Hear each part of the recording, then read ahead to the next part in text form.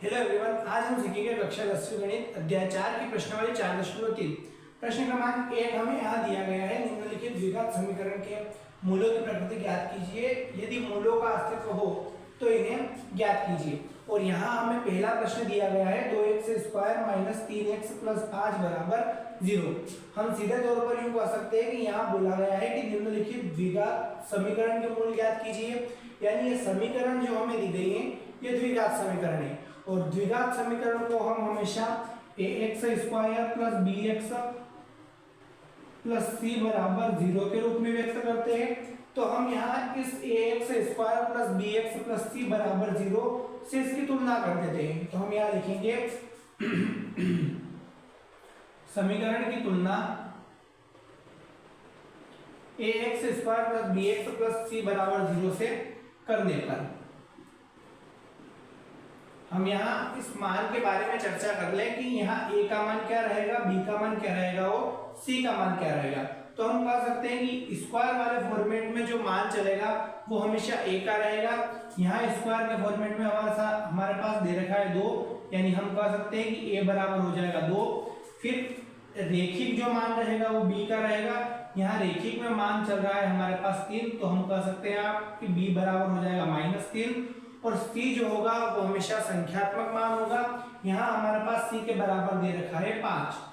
यहाँ इतना करने के बाद अब हमें इस प्रश्न को पहले यहाँ तक सरल करना है।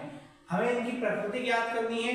प्रकृति हम इस सूत्र से ज्ञात करेंगे कि d का मान जो है वो किसके बराबर होगा। तो हम कह सकते हैं कि b² - 4ac बड़ा या बराबर हो 0 के, तब यहाँ पर इसकी प्रकृति होगी, अन्यथा की स्थिति में इसकी प्रकृति नहीं होगी। या हम यूं कह सकते हैं कि इसका कोई वास्तविक मूल नहीं होगा।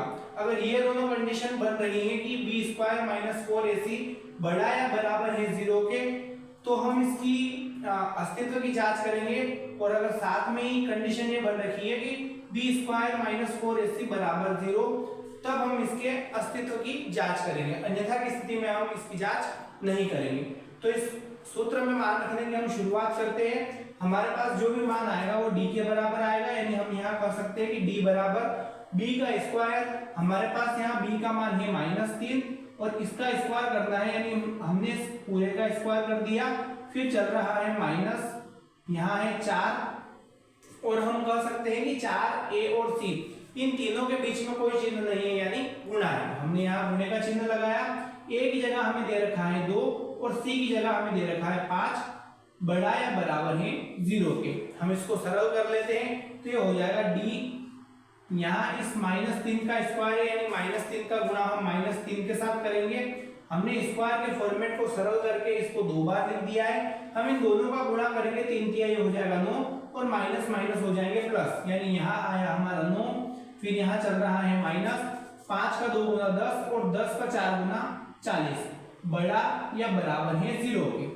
d के बराबर आया है यहाँ पर 40 में से 9 जाएंगे, माइनस के 31 बचेंगे, जो कि कहीं ना कहीं इस 0 से छोटे हैं। यानी हम कह सकते हैं कि कंडीशन कुछ इस प्रकार से रहेगी। और जब उधर वाली संख्या ऋणात्मक होगी या उधर वाली संख्या माइनस की होगी, तब हम कह सकते हैं कि इसका किसी प्रकार का कोई अस्तित्व नहीं होगा। और अगर इसका अस्तित्व नहीं है तो हमने केवल इसको यहाँ तक सरल किया है। हम सीधे तौर पर इसको कह देंगे कि अगर कोई संख्या बराबर से उधर या 0 से छोटी हो तो हम उसका अस्तित्व ज्ञात नहीं कर सकते। अगर वह 0 से बड़ी है तब हम उसका अस्तित्व ज्ञात कर सकते हैं। तो हम यहाँ कह देंगे इसका अस्तित्व ज्ञात नहीं किया जा सकता।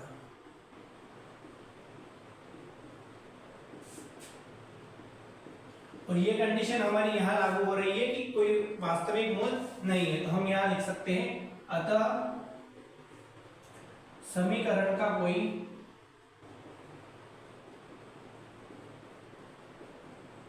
वास्तविक